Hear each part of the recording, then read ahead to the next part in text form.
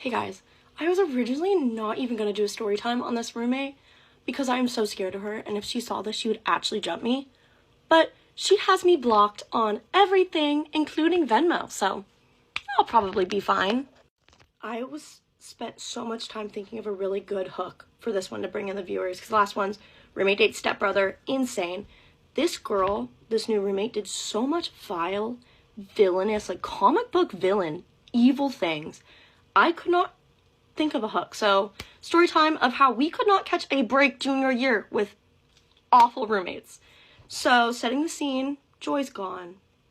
She's with her stepbrother. But also I would like to add in, I didn't necessarily hate Joy. I kind of felt bad for her. She went through a lot in her childhood. She had gone through a lot of things that most people will never ever experience in their entire life. So I think she was truly a product of her environment, and that is why she behaved in the ways that she behaved. Doesn't make it okay, but with this new roommate, I think that she was just born evil. I think she's a narcissist, maybe even a psychopath. I don't know if she feels empathy. Okay, setting the scene. Joy's gone. She's having her fairy tale fantasy with her stepbrother and his pregnant wife. Okay, and we need another roommate, and we need another roommate fast for the second semester because we don't want to pay that extra rent. Hell no. So, luckily, Alex, or Alexa, the one who's in Sweden, and Kristen had a friend from their classes who they really loved. And I'd met her before. I thought she was super sweet. I vibed with her. And she had just studied abroad the semester before, so she was coming back, and she needed a place to live. And we're like, great, we need a roommate. Perfect. This worked out so perfectly. All of our problems have been solved. So we thought. They were not. All of our problems were just beginning. So right off the bat, this girl hates me. We're going to call her Coop because it reminds me of poop. And I did not like her at all. And I don't know if it was the neurodivergent woman in me or something else, but I immediately just kind of was like, something is off about this girl. The second she started living with us, I caught a whiff of her evil, negative, awful aura. I don't even know where to start. I guess I'll start with her behaviors towards me because she liked everyone else in the house. She just hated me. Later we learned it was because of jealousy and she just thought I was pretty and wanted to be me or whatever. I don't know. She's crazy. And so she was very passive aggressive. She would not tell you why she was upset. So if I lived downstairs and they all lived upstairs and she lived directly above me. And so I would always be downstairs. I would be watching TV in the living room as I do. I love to watch TV. And if the TV was too loud, instead of walking down like a normal person and being like, hey, the TV's too loud, can you please turn it down? And I'd be like, yeah, no worries. And I'd turn it down. She would walk downstairs and she would walk up to me and she was like, you're a fat bitch and I hate you and you should go. And I'd be like, okay, cool. So right off the bat, verbally really abusive towards me. Terrifying. If I had bothered her that day, since she lived directly above me, she would stomp at all hours of the night to keep me awake instead of just telling me what was wrong. And there was never anything wrong. I was so unproblematic. I would just hung out with the people in my sorority and was in school and working full time. If there's one thing you need to know about Coop, she's a alcoholic. Thoroughly and thoroughly, and a DRUG addict. We had 2 back-to-back and did not know. But she's not just let's go drink every weekday, white girl wasted. No, she's like my father. Aggressive, mean, physical. And there was one day I got home from work, the job I just mentioned, I was a paraprofessional. Meaning I worked with very young first grade students on the spectrum. And as I do, because I love my job, I'm talking about them. I'm talking about how our days went and how their behaviors were really good. And she looks me dead in the eyes and she's a little drunk. It's also 2 p.m. on a Monday. And she looks me dead in the eyes and goes, I do not give a fuck about your R-worded children. Shut up and leave the house. What? I was seething with anger. Not only did you say an awful and mean word, but you used it as a slur against children? First graders, 6, 7-year-olds. Who does that? That's actually evil. But I know my battles and I pick my fights and I know when I can win or lose. And if I said something to her, she would have beat me up. So I just got up and I left. And my sister went to college with me, so I basically just lived with my sister the whole semester because I could not be around her. I can't even go in chronological order, so I'm just going to list things off. Starting off, had 2 boyfriends.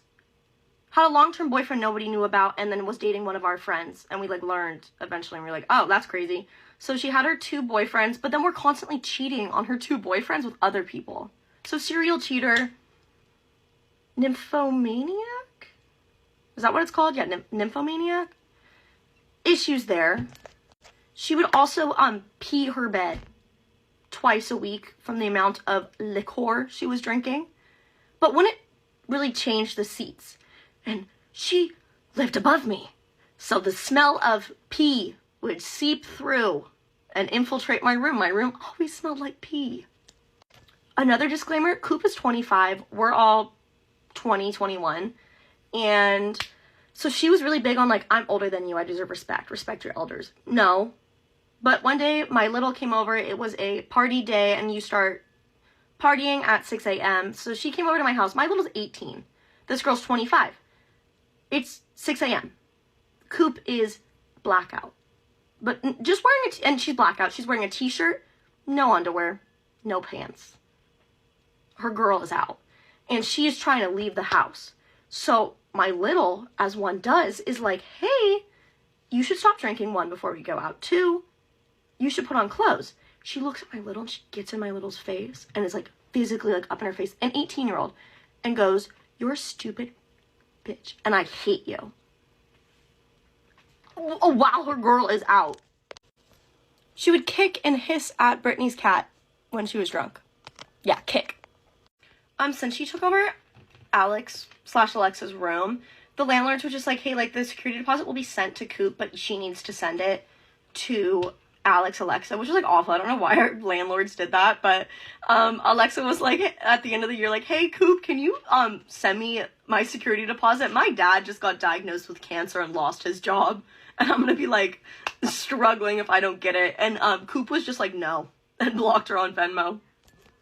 On my birthday, she went out with her sister to one of the bars and got into a crazy fist fight with her sister at the bar, got permanently banned. But I mean, like, it wasn't just like a fist fight. They were beating each other, bloody, kicking each other on like the curb. So Brittany went to go pick them up, and Coop was just so strung out on drugs that she broke the inside of Coop's car trying to escape so she could go fight more people. Her mommy picked all of her fought all of her battles for her and paid for her rent. And during the summer months, you know, like when we were moving out, Coop moved out and was like, I'm not paying rent anymore. I don't live there anymore. And we were like, no, you signed the lease until like July, girl. You got to pay rent. Also, your mom's paying your rent. So she was like, no, I'm not doing that. But she had a co-signer this time. We learned from our mistakes. So she had to pay her rent. And she was like, my mom just bought me a new car. I can't pay rent. And we were like, no. So her mom started texting Kristen, like actually like paragraphs and spam calling her all day, telling her to end her life. Her mom, because we made her pay rent on a lease that she signed for. I lived on the first floor alone, like I said earlier, and she would never lock the doors. So I would be like, hey, can you please lock the doors? And she told me, quote unquote, I'm not doing that because I don't care if somebody breaks in and unalives you. It's crazy. Like, what the hell? What did I do? One of her multitude of boyfriends was in a frat, and she got blacklisted from the frat because she kept on calling them all the N-word, and she's a white woman. And then also, she got with her boyfriend's best friend directly in front of him. Like, right in front of him when she had a little too much to drink. She would walk up to random guys in the bar and start touching them inappropriately. Like, actual, like, sexual assault. Because she sensed that they wanted her.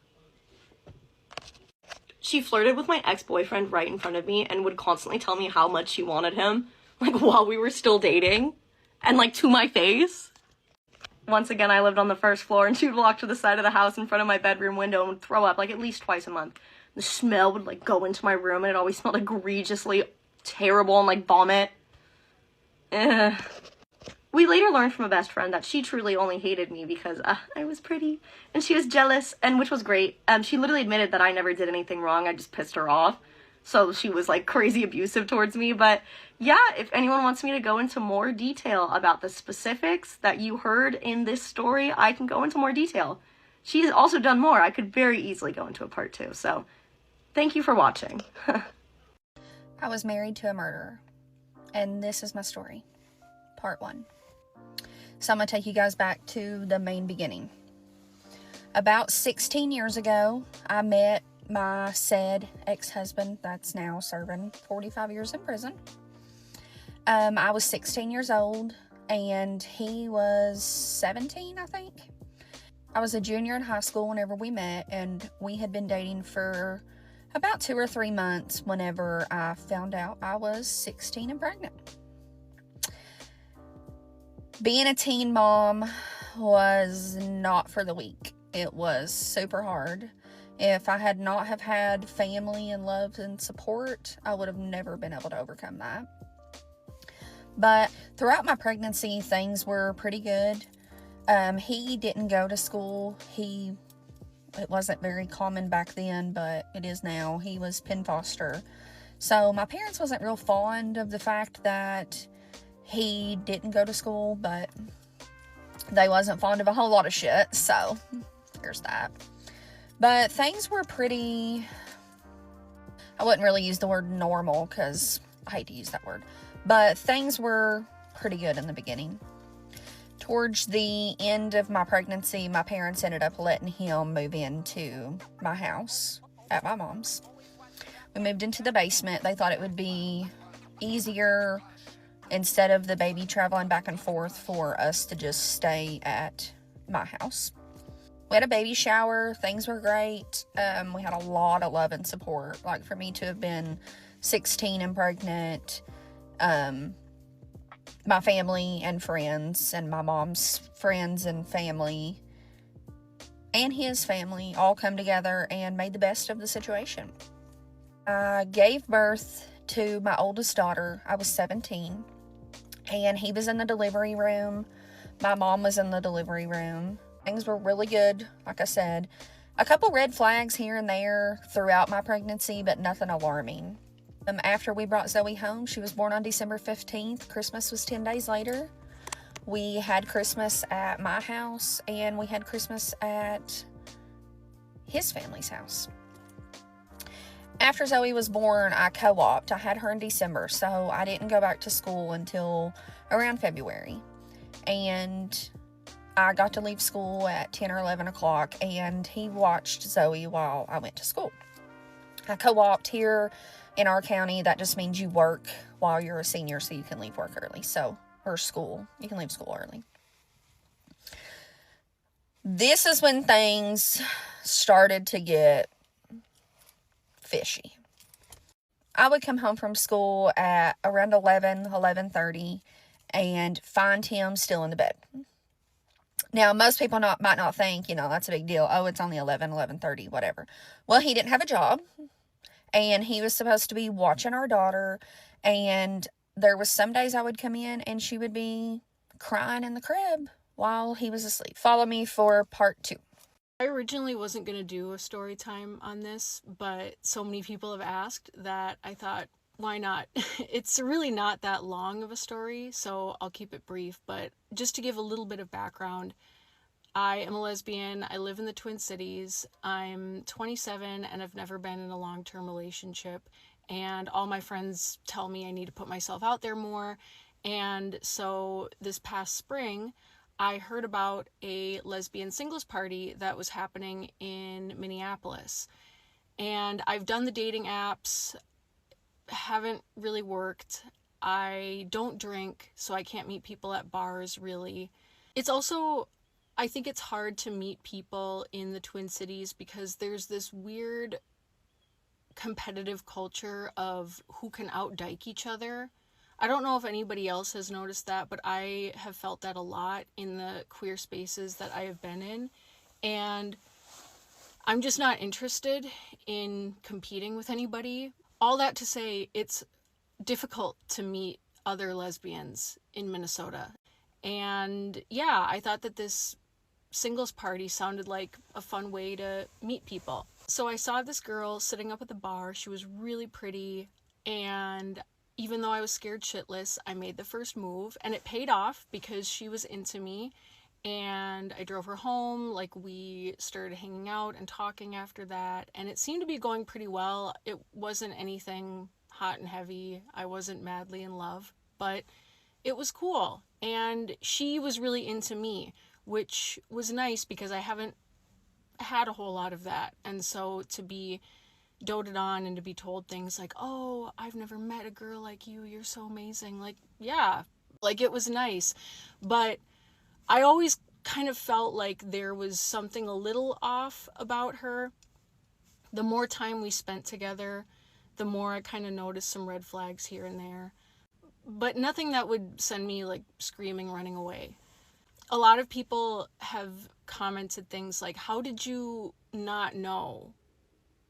And it's like, people don't wear t-shirts saying, I eat people.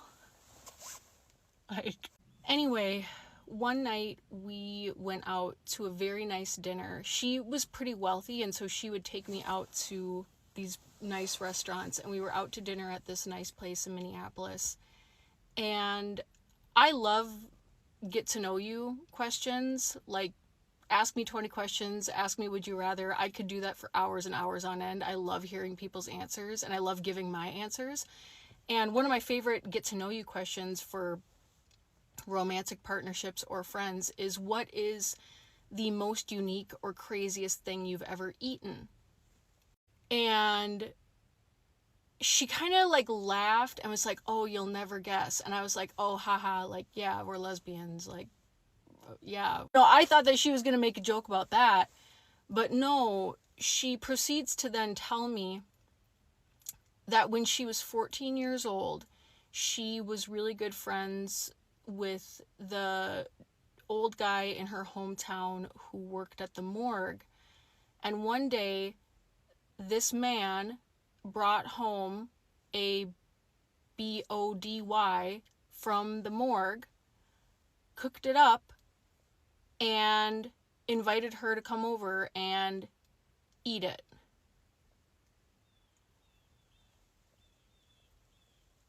Yeah, I didn't see her again after that.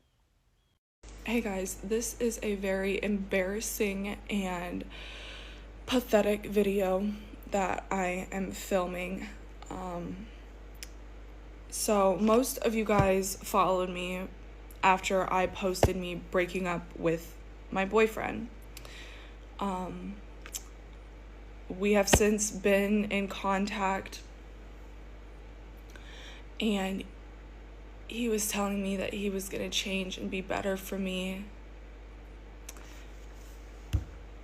I went and watched that video, and he hasn't done anything. Not a thought has even crossed his mind to try and be better. I have been begging him to talk to me. I've been begging him to care about me. And that is fucking embarrassing. That is pathetic. That is low. That is literally like, what the fuck is wrong with you? And I need to say that about myself because I'm ashamed. I'm ashamed that I have let it get this far. And I've kept this all to myself because no one wants to fucking hear me talk about him. So I've just been dealing with it all on my own. But I can't do it anymore. He straight up fucking told me that he's going to continue to overstep my boundaries. Then you can go. And even though he says that, like, it's so weird, like, he will do me so wrong, and apologize, and it's like, I completely forgot that any of that even happened. I don't even care that the day before I cried the whole day. I don't even care. It's like none of it ever happened. Or like, he'll make me so mad and then apologize, and it's like, oh, okay. As if it never even happened. Why I do that, I don't know. But I'm embarrassed, I'm ashamed, and anyways, that was annoying. Yeah, it's like every part of me wants to leave. I don't want to be in this relationship, but for some reason, I'm just like stuck. I'm stuck and I can't go. And I want to go really, really, really fucking bad, and I don't know what I'm so afraid of. What is holding me back? I've given him everything. there's nothing more that I can do for the two of us. I have done everything. I've told him countless times on what it is that I need in this relationship, and he'll do it for like 3 days and then pretend like I don't even exist, and then call me crazy, tell me I'm over dramatic, tell me that there's something wrong with me. And I know that there's nothing actually wrong with me, because all of the reasons why I am upset are completely valid. Like, how the fuck are you gonna make plans with me and then not show up? Not say anything to me. So then when I'm calling your phone wondering what the fuck it is that you're doing, and then you turn your phone on D&D to fucking ignore me, and you want to sit there and tell me that I was being crazy and overdramatic. Meanwhile, you were sitting there doing whatever the fuck with whoever the fuck, and I'm sitting at home bawling because I feel invisible. I have been hiding in his shadow for 2 years. 2 years. You know what? He just told me the other day. He told his dad that he had cheated on me. You want to know what the fuck his dad said? His dad said, well, you're young, you're dumb, and people get bored. What the fuck? Who the fuck says that? Who the fuck says that? Who says that? Because you were young and you were dumb and you were bored, that makes it excusable to emotionally traumatize another person for the rest of their life? Right. Okay, so I don't want to actually have a family with your family because there's something fucking wrong with them. They have no morals, clearly. It's excusable because you were in a bad state of mind? I was clinically diagnosed, bitch, with major depressive disorder for a year and a half, and never once did the thought of cheating on you during that time ever cross my mind.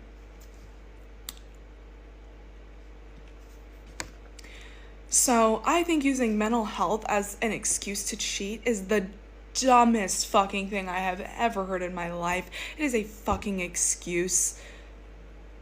It's a distraction.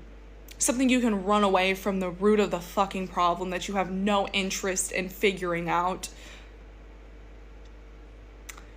He fucking destroyed me. Inside and out. I don't mean that sexually. I mean just like emotionally and physically. I am drained. The past 3-4 nights, I've been getting 3-4 hours of sleep. The bags under my fucking... Okay, you really can't see it.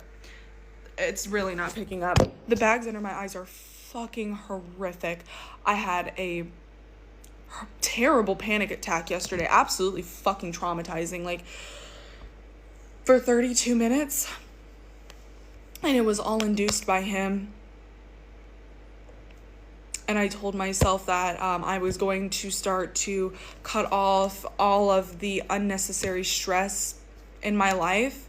Because it's not good for me.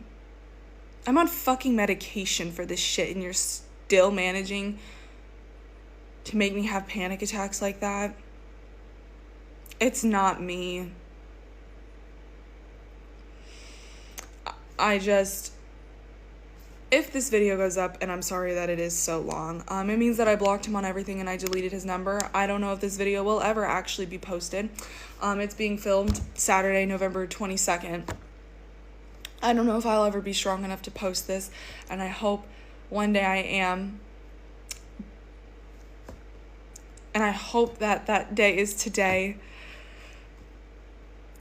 But I don't know, guys. I don't know. I get DMs and comments, saying how strong I am. I don't feel like I am. Look at what the fuck I'm talking about right now. I told you all of this shit that he's done to me that's horrible. Posted multiple videos about how terrible he was to me. And it almost doesn't even feel like it's real. But those things actually happened to me. but they don't feel real. They just feel like a memory. I don't know how to explain it. It just doesn't actually feel like that happened to me, but it did. So when I talk about all this crazy shit, I have moved on from it. He apologized, and I basically just forgot that ever fucking happened, like I do with everything. And I don't want to be that way anymore. It's not good for me. So hopefully this video will go out. And yeah, I love you guys. Thank you for all of your support. Truly. My dad asked me to take a DNA test when I was 13 years old. I was in middle school, and my mom had asked me to stay home from school that day so that my dad could come talk to me, which was the strangest thing because my dad lived in a whole different town, like an hour to an hour and a half away, and I only saw my dad on the weekends and in the summer, so him coming to my house on a weekday was just very bizarre. But he came to our house, sat me down in the living room by myself, and asked me to take a DNA test. This is not the first time that I had heard about the DNA test. Just for some backstory, I have 3 older sisters, all of which lived with my dad.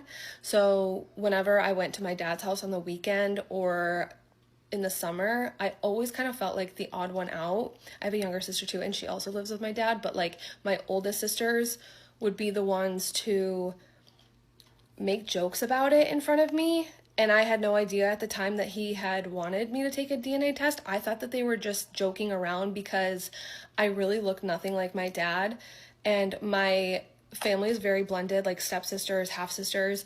I have one full real sister. When we were younger growing up, I had pin straight blonde hair. My sister had like dark brown curly hair and was essentially my dad's twin, and I looked nothing like her, so I looked really nothing like him. And so like my sisters would make jokes about it and be like, oh, you're just the odd one out, and like DNA test, blah blah. I always thought it was just like a joke, but you know that feeling when you are in a group setting and people keep referencing like this inside joke that you're not part of, and like you're just like, oh, haha. That's how it felt all the time.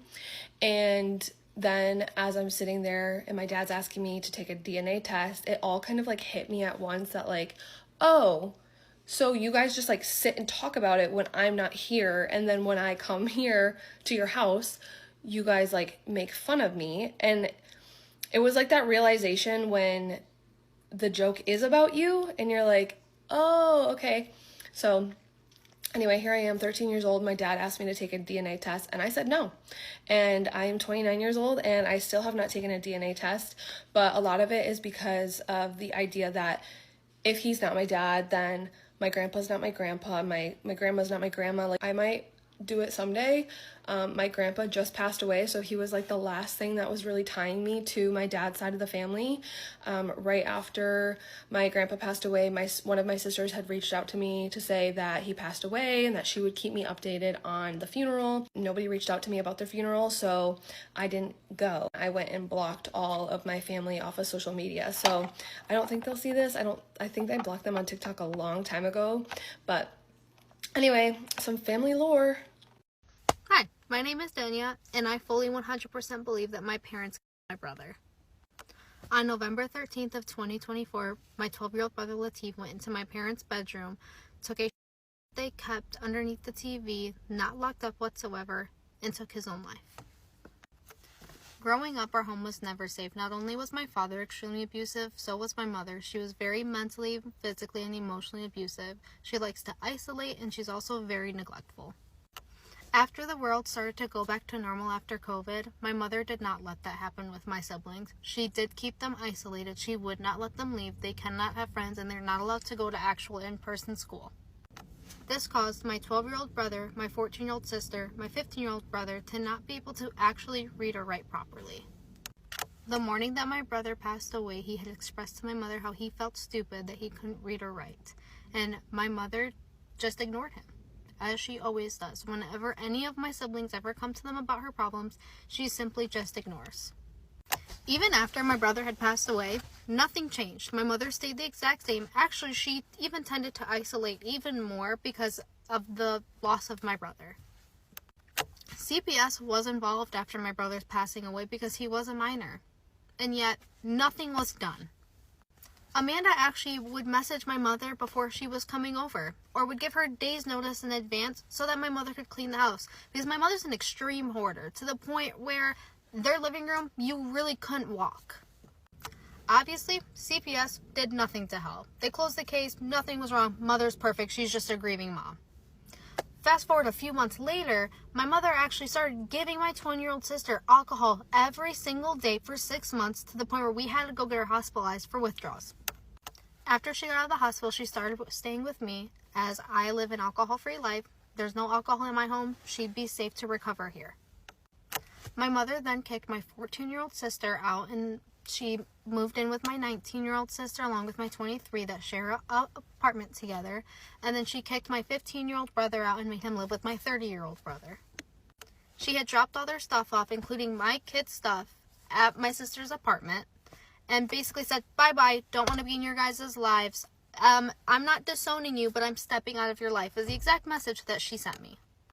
My stepdad had then called my brother, maybe about a day or two later, and said how he was scared for my mother, because my mother essentially had told him that she wanted him to kill my 2 youngest siblings, kill her, and then kill himself. Chad then expressed how they thought that they jumped the gun by kicking my siblings out, and how they wanted them back home. My brother had expressed to my mom how that home makes him very sad and depressed, how she doesn't listen to his feelings and she doesn't care about his well-being whatsoever. And my mother had then said that she didn't know what he was talking about, he's never expressed these type of feelings before, and that my stepdad was on the way to come get him that night. My brother started expressing how that house just makes him depressed, how my mother's not good for his mental health. She got all mad, and my brother had called the cops because he was supposed to be getting power of attorney over him. My brother had started sharing the mental abuse that was happening with my mother with the cop, and my stepdad then said that he was getting put into a mental institute. My brother never said he was going to kill himself or harm himself if he went home. He was just speaking about my mother's mental abuse, and she locked him up to silence him. I made a call to CPS. Yes, I did. I don't care. I made a call and I reported all the abuse. Finally, I reported all the abuse that was happening because I was tired of being silent. I'm sorry if I get mad at this part. This part is infuriating. Dean and Amanda were the 2 social workers that went out there. Amanda being the exact same one that was there after Latif's passing. Dean was talking to my 14-year-old sister. Amanda was standing at the door, letting my mother listen into the conversation. My 14-year-old sister was trying to explain the abuse that she was enduring by my mother. Dean looked her right in the face and said, "Are you going to get your story straight?" Which was insinuating to this 14-year-old girl that was traumatized by everything she's ever experienced with CPS that she was a liar. Ever since we were little, my mother would always tell us that if we ever told anybody the abuse that we were enduring to CPS, that we would be put into foster care. And that at home wasn't as bad as a foster care would be. After this, my 14-year-old sister just did not know what to do. She wanted to go on a walk, and my mother would not let her leave the house. She said that if she left the house, she was going to call the police and tell the police that she ran away. She simply just wanted to go on this walk. This 14-year-old child was trying to explain the abuse that she was enduring by our mother and was told she was a liar. So my mother told her that if she walked out that door, she was going to be calling the cops and report her as a runaway. Which my sister does not care. She walked out that door without her shoes and started running. She then got in contact with me and told me that she ran away, and I went and picked her up. And no, I did not take her to my house. I took her to CPS because I thought, if anything, they would be able to help me. I also did call the police department, and I did inform them that I had my sister and that we were at CPS. The cop did meet me at the CPS office, but unfortunately, because I don't have her rights, her parents control what she does, she did have to go home. Because my sister had spoken out her truth to the CPS worker, my mother locked her in a mental institute as well. She's not allowed to have any contact with anybody but my mother. So is my 15-year-old brother. Can't talk to them whatsoever. He can strictly only talk to my mom. And CPS doesn't see anything wrong with this whatsoever. They don't see anything. It's just a grieving mother who wants to help her other children not commit suicide when she is the reason why the first one did. There are still 5 kids remaining in that home. My two youngest siblings still share a bed with my mom and my stepdad. Yes, my mom and stepdad do sleep together in that bed, to the point where my little sister asked them to stop rocking the bed. CPS has done nothing about the allegations of my mom wanting to kill my two younger siblings, herself and her husband, that me and my brother both reported about. They've actually, in fact, told police that we were brainwashing the kids and making them say all these things, which we weren't whatsoever. We simply just told our siblings to just tell our mother how they feel, as any kid should be able to tell their parent. To kind of summarize this all up, I'm fighting for legal action being taken against Chad Pierce, because he should not have gone away with killing my brother. Not only did Chad Pierce supply the gun by just leaving it on the TV, which he's left it there for years, along with the ammo in the room, my mother essentially loaded it up for my brother. I firmly believe that my mother's mental abuse is what killed my brother. So please, if you're listening to the story, please share it. Do anything. There's going to be a GoFundMe in my bio.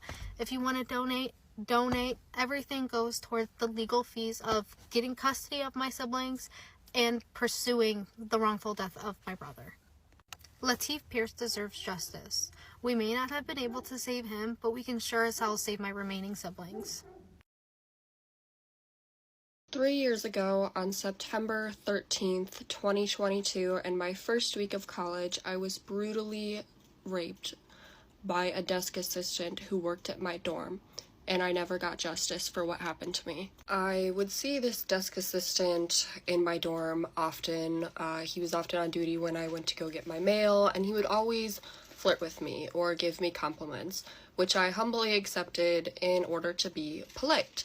I grew up not really very social. I was pretty much homeschooled all throughout high school, and I never really dated or interacted with men all that much, so I just thought he was being nice. A couple times after seeing him at the desk when I'm running in and out of the dorm, he eventually asks for my Instagram, which I give to him again to be polite because I know that I see him all the time and I don't want to make things awkward. He starts messaging me, we get talking, and he wants me to come over to his dorm to hang out.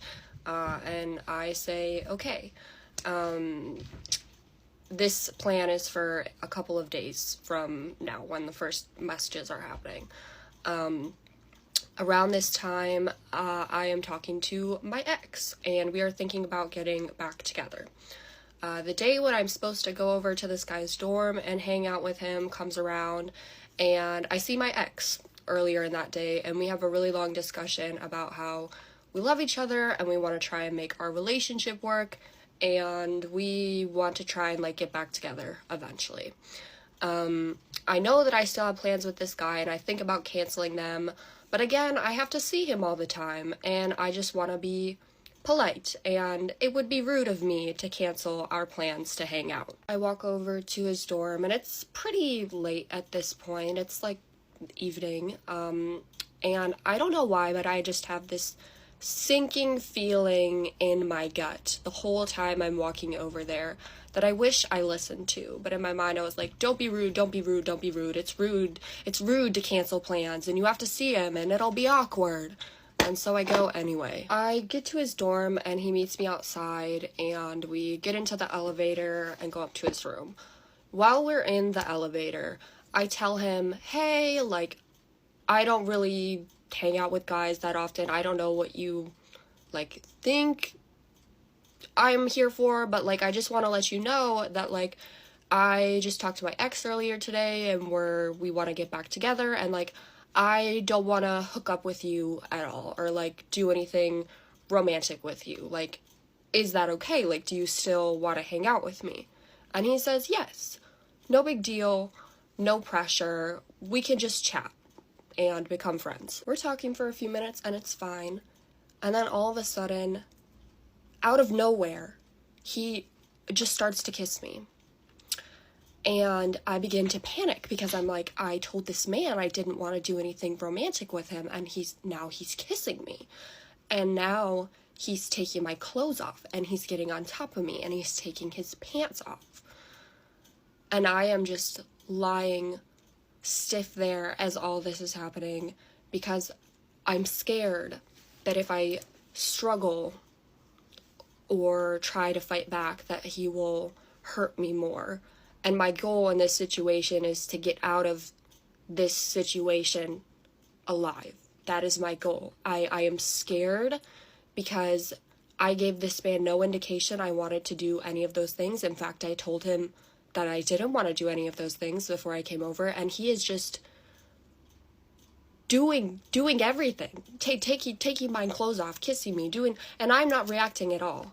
In fact, I start to cry, and he doesn't care. He says nothing to me as all this is happening, and I just go away in my brain to a place that is not where I am and just wait for it to be over. And finally, when it's over, I quickly excuse myself to the bathroom to hide the fact that I have tears streaming down my face.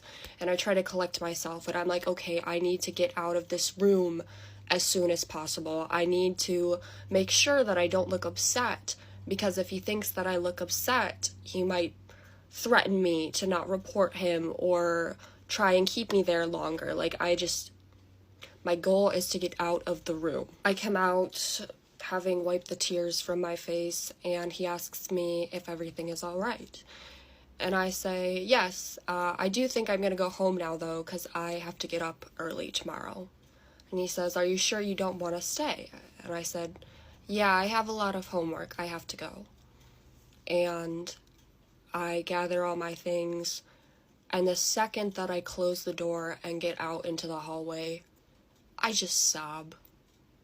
I cry all the way home. I have 3 people stop me on the street to ask me if I'm okay, and I just tell them I just need to get home. I finally get back to my dorm, and as soon as I reach the door of my dorm, all my roommates are already outside because they heard me crying in the hallway. And they're like, what's wrong? Like, Sophie, are you okay?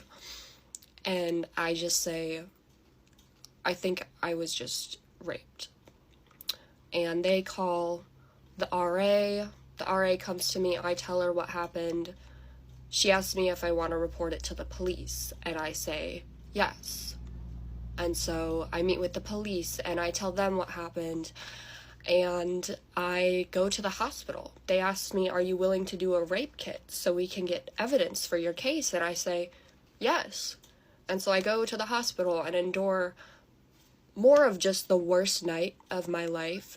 I give them all my clothes. I do all the tests they want me to do, which are very invasive, by the way. I take several different shots to make sure I don't have any STDs. I take a Plan B to make sure that I am not pregnant. And I spend all night throwing up and wishing that I wasn't there. The next couple days go by in a blur. I just lie in my bed and cry and only get up to occasionally eat and compulsively brush my teeth and shower because I feel so dirty and disgusting. Eventually, the police call me back and tell me that there's nothing they can do about what happened to me because it's my word against his. And because I didn't say no or tell him to stop, my consent was implied. I barely leave my dorm room because I am scared of running into this man because he was neither arrested nor expelled, even though I reported it to Title IX and the school. Nothing happens. And weeks go by, I slowly get more comfortable going outside, leaving my dorm, and I see him in the mess hall of my college. I sit at a table on the opposite side of the room as him, and he moves tables to a table right next to mine. And I can feel him staring at me. I'm trying not to look at him, but I can feel him. And I look up, and he looks me dead in the eyes, and he just smiles at me. He smiles a smile that says, I won. I did something to you, and you can't do anything about it. As a result of this, I spend the next days, weeks, months, and suddenly years having extremely severe PTSD, chronic pelvic pain, which has no cure because of what happened to me, and nothing happened. Nothing happened to him. He graduated, got his degree from the school, probably has a nice, cushy job now, even though he's a fucking rapist. I long hesitated whether or not to share what happened to me because there was no legal outcome to the situation in my mind. Because the police said it wasn't rape, I was like, I guess it wasn't rape. But it was. And it follows me everywhere I go. And I am sharing my story in an effort to let you know that the justice system is not set up for survivors to get justice. It's just not. Apparently, less than 2% of reported rapes result in a conviction or even charges of any sort. The justice system doesn't fucking work. It doesn't. And that needs to change. After realizing that my life is kind of crazy and I've gone through a bunch of shit, I've been told I should start a podcast, but that's not happening. So instead, I'm going to tell you all the crazy shit that's happened to me. First story for today is that my ex-roommate from about 5 or 6, probably like 5 years ago, tried filing a police report, and claiming that she was terrified to live with me. Let's do our makeup. So this all starts back years ago, and I had only been friends with this girl for maybe a year, if that, and everybody was telling me, and I mean everybody in my life was telling me, do not live with her. But I said, you know what, she's the only person who can financially afford to live on her own right now, so I don't really have many options, so I'm going to, and I like to give everybody the benefit of the doubt, and that's where I fucked up. So we move in together, and this is in a complex where, actually that doesn't really matter. We move in together, okay? Everything's fine for the first certain amount of time. Then it starts getting to the point where everything that I'm going and doing, and every time that I leave the house, she's asking me what I'm doing or where I'm going or who I'm hanging out with and asking why she's not invited. First off, big red flag. Don't ever do that. Don't ever move in with anybody that's like that. Oh God, Hayden's coming home. I see him at the front door. He's gonna hear my story time. So fast forward, everything's going fine for the first amount of time that we're living together. Then it's Halloween time. So my boyfriend at the time, I don't even know if we were dating at the time. It was so on and off. That's a whole nother story time. I got a lot of stories about him too. But we end up going and planning to go to this Halloween party. And so my roommate at the time was like, oh, where are you going? I don't have any plans. I don't know what to do. Can I please come with you? So I'm like, she keeps on begging, like, let's just invite her and see how the night goes, right? So we invite her. That came to bite me in the ass. I had to do my eyebrows off camera real quick, so it takes too much focus, but Halloween. We're pre-gaming, blah, blah, whatever, hanging out together. We used to take pre-games way too hard. Still love to pre-game, don't get me wrong, but we got pretty hammered. We end up going to the party. I'm trying to like recalculate my brain and like take me back to that moment. So then I'm in the kitchen of this house party and I am talking to a girl that I haven't talked to in like years, right? So I'm like deep in conversation, especially after a few drinks, okay? We are chit-chatting it up. And I can hear my roommate at the time screaming, and I mean screaming bloody murder at somebody. So I immediately stop in my tracks and I'm like, I know that's her, like what is happening? What's going on? So everybody, where this noise is coming from is like this little room and you can't see anything from in there because obviously the door's shut. You can only see, but like in the backyard, it's a sliding glass door that you can see everything in. So the door's locked, nobody's letting me in. My boyfriend at the time, like opens the door, peeks in, and he's like, I don't want you coming in here, shit's going down, whatever. I'm like, the fuck? Let me the fuck in. Like, what the fuck is going on? So I walk around into the backyard, can see everything that's happening. My roommate at the time is screaming at my ex-boyfriend and is not verbally, physically abusing him and hitting him and going crazy. So I'm like, what the fuck?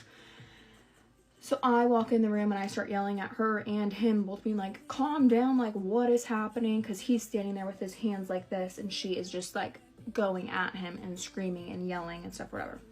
I walk in just not knowing what the situation is, like just basically telling her to calm down because she's going crazy. And she starts going off on me, F you, blah, blah, blah, whatever. So then I'm like, first off, I came in being the nice person, trying to like settle everybody down. But if you want to come at me, I'm going to come in like 10 times harder. Actually, F you, now I'm going off on you too. Like, relax, okay? And anybody who knows this girl knows that she's the hardest to try to calm down when she's intoxicated. But I'm trying to calm her down.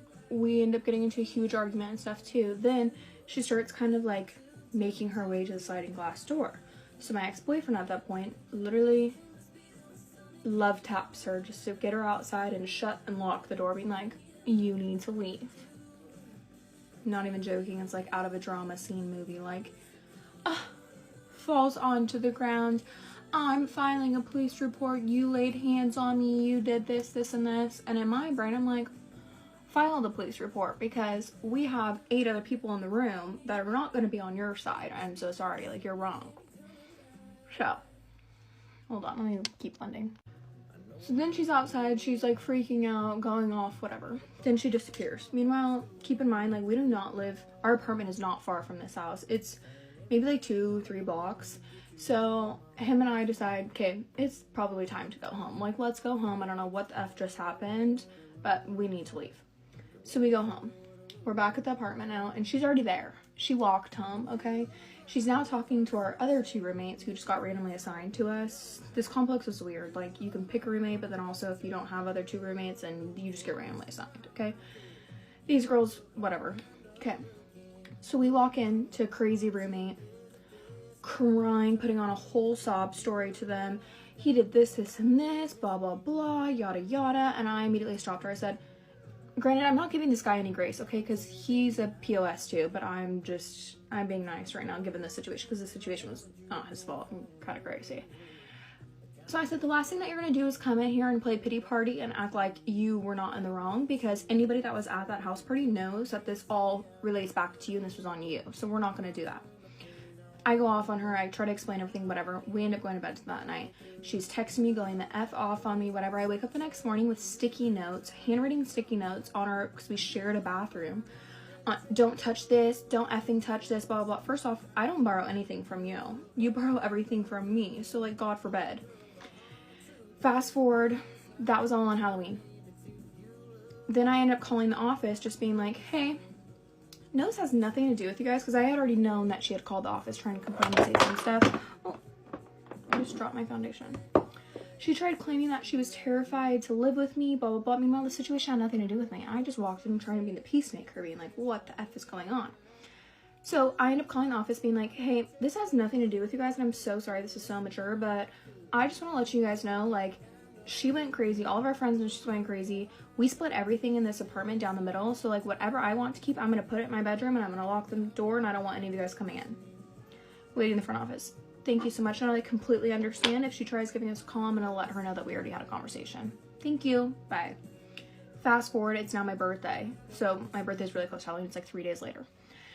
So I'm like, she knew that I wanted to have people over for my birthday. She waited until the day of my birthday to start packing up all of her shit. So there's boxes everywhere. And when I say that, I mean, like, we, again, split everything down the middle. So we have 3 picture frames in the hallway of our bathroom. She takes 2 of them and leaves 1 there. So I'm like, if you want to be petty, I'm going to be even pettier. I rip it off the wall and I fucking put it on her box of shit. Because I'm like, what am I going to do with 1 picture frame? Bitch, take them all. I don't care. I'll buy new shit. The next day, she sends me a text message, don't go through my effing stuff, blah, blah, blah. I never went through your stuff, babe. I just gave you the stuff that I also didn't want that you were trying to, like, leave here. So basically she used this entire situation trying to just get out of our lease and was like, I'm terrified to live with her. I'm scared for anybody else who next moves in, blah, blah, blah. Meanwhile, again, this has nothing to do with me. I was not involved in the fight or the argument or anything. Hold on. Then I get a text message from her a few days later being like, I'm filing a police report. He did this, and this. Meanwhile, like, I know he didn't do that. Like, he did not lay hands on her. He had his hands like this the entire time while she was going at him and just hitting him because he was saying things that were pissing her off. Which, honestly, kudos. So tries filing a police report. She's saying all these different things, and then turns out she could never even fully file a police report because obviously they're gonna ask for facts and things that happened in the situation, and she was so blacked out she didn't even remember the situation. So my whole moral of the story is just wake up the next day, be like, I got blacked out, I screwed up, what happened, I'm so sorry. That would have fixed everything. No, instead she packed up all of her shit, she moved out of town, and I blocked her on everything, including Venmo, because she started harassing me on Venmo. So we don't talk at all anymore, and we never will. So if your friends are telling you don't move in with a bitch, do not move in with her, okay? But I think that's it. Yeah, we still just don't talk, and she's crazy and tried filing a police report that never ended up going through, and was saying that she was scared to live with me. But then she got arrested for battery, so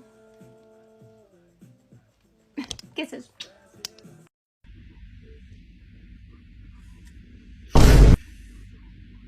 Okay, this is part 2 to my last story time of how I got cheated on and how I confronted him. So this is about a month later after he cheated on me. It was actually the day before our 9 months. So I was at his house and it was around like 9:30 and he ended up falling asleep early, and something in my head, the voices was telling me, look through this man's phone. So I listened, obviously, like what? And I grabbed his phone and I started looking through it. As I'm looking through it, I'm like trying to figure out what to do. I'm thinking, okay, you know what? I don't want him to like wake up in the middle of me looking through his phone. So I walk over to his bathroom and I lock myself in the bathroom and I start going through his phone. I go through his camera roll, like through around the time that he was cheating on me. So he was cheating on me in like April at this time. And so I'm looking through it and I find some incriminating thing. So I actually, thankfully, photos and screenshots, they have like the date and the time on them. So I actually found out that he was actually cheating on me a little bit before he asked to go on a break. So I don't really exactly remember how, because like I said, this experience was very traumatizing and my brain has blocked out a lot of the things that I went through with him. And so basically I see, I really don't even remember, but I see screenshots and photos of them on FaceTime, like sleeping on FaceTime. You could tell that they were sleeping on FaceTime because the FaceTime was like literally at what, like 3 a.m. screenshotted at that time. I saw a screenshot of him texting him, of her texting him being like, what about your girlfriend? And then he sent a game pigeon fucking 8-ball thing. Like, what? I saw messages between him and his girl best friend, or no, not him and his girl best friend, his girl best friend and her, Jasleen and Emma. Emma's the girl he cheated on me with. Jasleen is his friend. I think that's her name.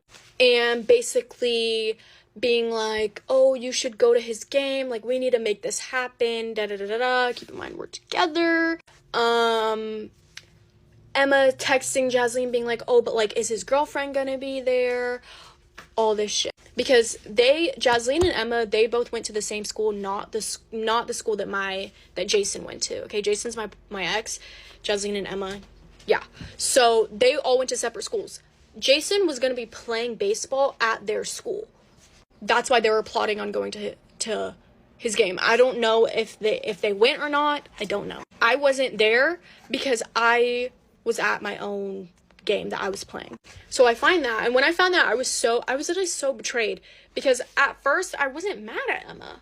I wasn't, because I would never be mad at the girl. Like, if she never knew that we were together, I would never be mad. But the fact that she was talking about me and bringing me up, that's what made me feel like mad. The fact that she knew that we were still together and she still like was hanging out with him and like all this stuff, and she never apologized to me till this day. She told people to like take down videos that like I was posting about the situation. I hope that's true, but that's what my ex was telling me. But never once apologized to me and what I went through. Whatever. I found screenshots. Well, okay, yeah. I just found a lot of just like incriminating things. Then I go to Instagram, I look up Emma's name. I just see a whole bunch of shit. I see him calling her bad and fine and all this shit, like, way before he even, like, actually cheated on me. I see him talking to his friends, like, after I found out he was cheating on me, he texted them being like, oh, I got caught, and he was like, I feel like Drake right now, just, like, basically making fun of the whole situation. I saw text messages between him and his friend being like, oh, I'm trying to get head from Emma, or, like, something about getting head from Emma. Great. There was just so much I don't remember. I really, like, my mind is blank. But the one thing I can remember, which is, like, engraved in my freaking body and, like, literally stabbed me and killed me and, like, everything, was, so I was, like, pretty much like, okay, I'm like done looking through his phone. Like, I'm done. I'm exhausted at this point. But I'm like, okay, let me look through his notes. I don't see anything at first, and then I, like, accidentally click, like, recently deleted or something, and I see recently deleted, and it says 1. So I'm like, I click on it. What is the title? Great! The title says Emma. Yes! So, basically, it's this huge paragraph basically saying, to sum it up, he's like, I love you, yeah, basically implying that, like, he wishes he chose her, because, like I said, they were talking before, me and Jason got together. He was saying how, because also, didn't tell me that they kissed, by the way, he told me they never kissed, saying, oh, when we kissed, it was so freaking mythical and magical, just, like, some fairy tale fucking, like, corny ass paragraph, to be honest. And I'm gonna put it up right here, by the way. And yeah, so after I saw that, I was like, you know what, I think I'm done looking through this. Yeah, right. So I get up, I get myself out of the bathroom, and he's still sleeping, and I throw the phone at him, and he, like, jolts up, and he's like, did you go through my phone? I'm like, no. He's like, did you go through my phone? I'm like, no, didn't.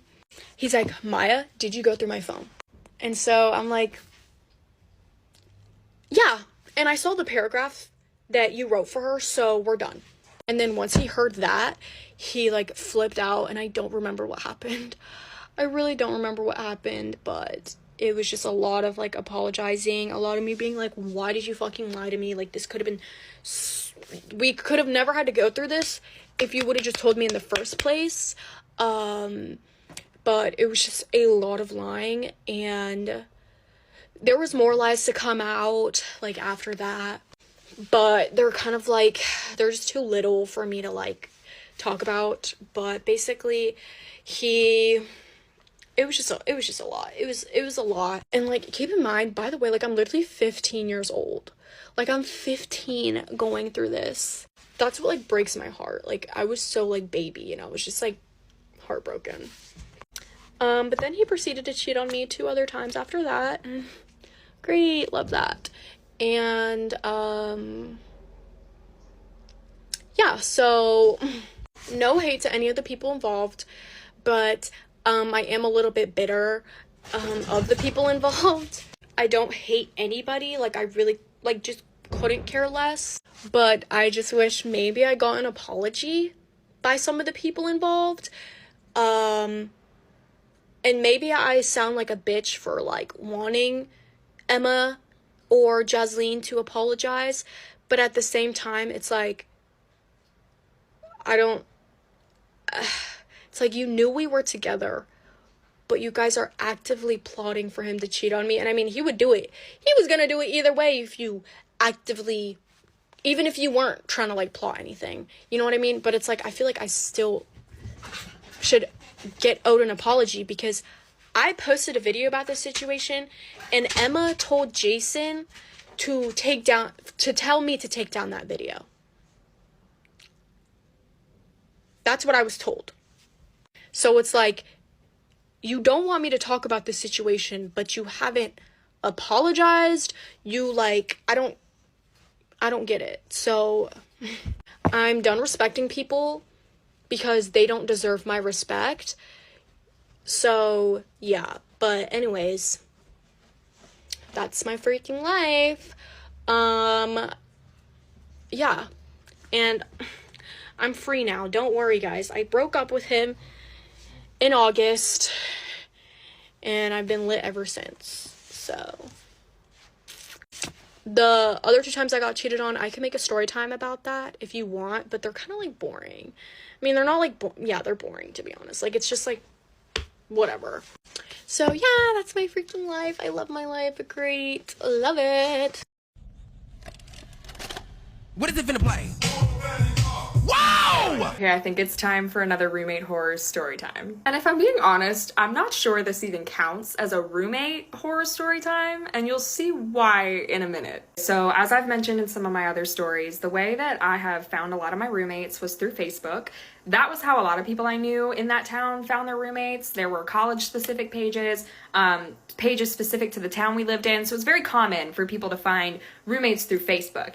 And something that's important to note here is that this takes place in between Delaney and Laura. So I knew I didn't want to live with Delaney again. I was not letting her re-sign the lease, but I wanted to stay in that rental and I needed to find a new roommate. Well, before I met with Laura and agreed for her to move in and all that jazz, I met this other girl on Facebook. We'll call her Rose.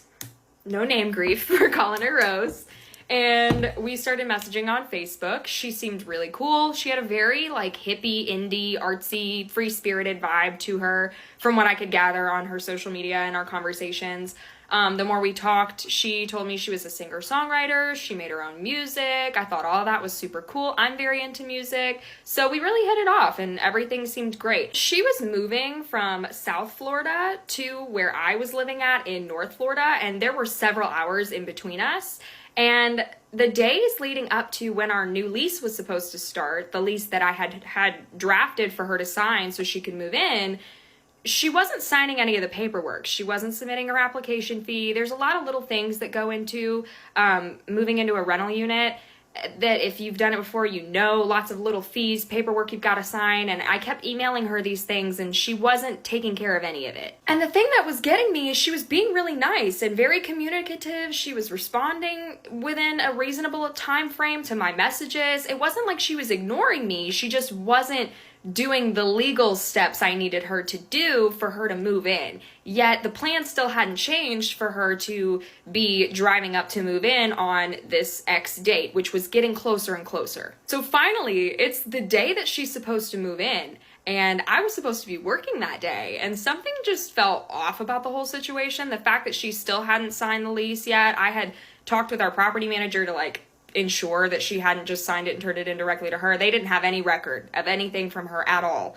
So I wound up calling out of work that day and staying home and awaiting her arrival. And sure as shit, she shows up exactly the date and time that we agreed to, like nothing had changed, which is great, except you still haven't signed the lease. And I'm like probably 20, 21 years old when, I was 21 when this happened. So I was very timid. I did not want to confront this girl who had just showed up. We were about to live together for the next year. After the Delaney situation, I really didn't want to start off on a bad foot with her. So I just welcome her in. I help her unload her stuff from the car. We start moving her in. So we get all her stuff inside and we kind of make our way over to the dining table and we're sitting and chit-chatting, and she tells me she's got to make a few phone calls and she's going to settle in, and I give her some space. Well, later that evening, she sends me like a text message and asks if we can talk in the living room. So I come out of my room and I sit down with her again at the dining table. And she basically proceeds to tell me that she's gotten a big music opportunity in Tampa and that she hasn't decided, but she's pretty sure she wants to take it. So she's not sure she wants to sign the lease yet and that she might be leaving. I'm of course gobsmacked. I'm like, I just helped you unload your entire van. Not much, but still, we just unloaded all your stuff into my house. No wonder you haven't signed the lease. Like, you probably knew about this before you came up here, but then why did you? I have so many questions. My thoughts are just racing. So then she hits me with the, and if it's cool with you, I'm just gonna stay here for the next few days while I figure it out. And again, 21-year-old me, I guess she had no balls because I just said nothing. I just accepted my fate. I just let this squatter come into my house, set up shop, and give me no estimation on when she'd be leaving. And so for like 3 more days, she's just in my home, just living in my home in the guest bedroom, paying no bills, signed no paperwork, nothing. And the whole time I'm working because I can't just stop what I'm doing. I can't put my life on hold to like deal with this. I have bills to pay too. And the fact that I don't have a roommate moving in, which I was counting on, now I'm going to have double the bills to pay for. So I'm going to work during all of this. Well, finally, it's Sunday. It's the end of the week and I've had enough. I send her a text message and I'm like, I need you to be out by tomorrow. You've not signed the lease. I'm sorry, I don't feel comfortable with this anymore. Like, if you're not going to be staying here, I'm going to need to ask you to go. Well, she was kind of awkward and taken aback by that, but agreed and said, you know, she'd be out by mid-afternoon tomorrow. And she knew that I had to work that Monday, the next day. I think I had to go in at 4 or 5 o'clock, and she knew this. So all morning, I'm sitting around waiting for her to get her stuff together and go on her merry way before I leave for work, and that doesn't happen. In fact, she's not budging at all. She's not packing anything. I don't hear her doing anything but sitting in her room watching Tik Toks or TV or whatever. So again, I call out of work because at this point, I'm starting to feel like something fishy's going on. I don't know if she's going to try and change the locks when I leave for work. I don't know, but I don't trust her. So I don't leave for work. I stay home. And when the time for me to leave for work passes and she finally realizes that I'm not going anywhere, I hear her come out of her room and start putting her things in her car. Except before she loaded her car up, she went outside. Mind you, we had a whole house. It was a 2-bed, 2-bath house with an attached garage and driveway. The front door, here's the driveway, here's the front door. There's maybe 3-4 feet of space in between the driveway and where you've got to get to the front door. She decided to go to her little van, reverse that bitch all the way through the front yard up to the front door with the trunk open. Just parked in the middle of the grass in the front yard. So now you're damaging my property. Whatever. I just want her gone, right? She spent 3 hours packing her van, which took us 30 minutes to unload. I still feel like she was trying to wait me out. Well, eventually she gets all her stuff in her car and she just leaves. And I swear I never heard from this girl again. Never again. And eventually I wound up chatting with Laura and she moved in and that is, you know, that's what that was. But who in their right mind moves into somebody's house that they've agreed they're gonna move into officially and says, you know, on second thought, I don't think I do want to sign this lease, but I'm just gonna chill here for a few days while I figure out my next step. I don't think so. And listen, okay, I get it. It was my fault for letting the squatter stay. I should have put my foot down immediately and been like, no ma'am, you gotta pack it up and get out. I could have called the police. I could have called the landlord. I know there were a lot of things that I could have done, right? I'm 26 now. This story took place like 5-6 years ago. The backbone I have today took all these stories and a lot of years and growing to get. So I am a lot more confident now. I would never allow something like that to occur now, but little me, she was easily taken advantage of.